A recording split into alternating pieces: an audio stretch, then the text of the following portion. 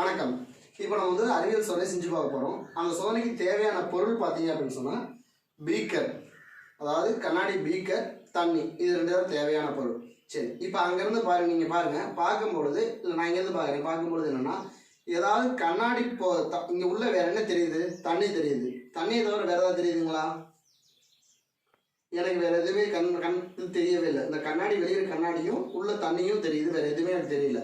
சரி, இப்போ உள்ள வேற ஏதாவது பொருட்கள் இருக்கா நம்ம பார்க்கலாங்களா?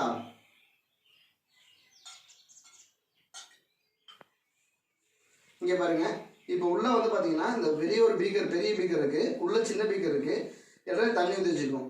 இப்போ நமக்கு தெரியுது. ஆனால் இது தண்ணிக்குள்ள வச்ச உடனே என்ன ஆகுது? இப்போ இந்த பீக்கர் நமக்கு தெரியலை.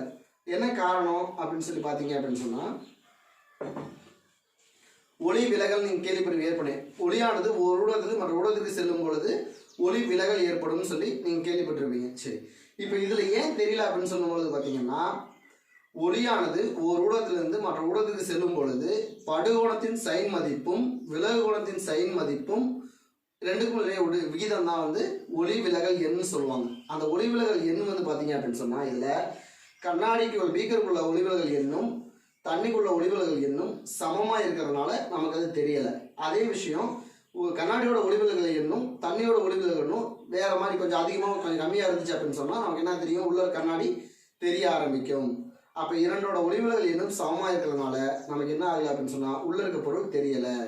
சரி, இப்போ இந்த சோதனைக்கு என்ன பெயர் அப்படின்னு சொன்னால் வெறும் பாத்திரத்தில் கண்ணாடி பொருட்கள் அப்படின்னு சொல்லலாம். சரிங்களா?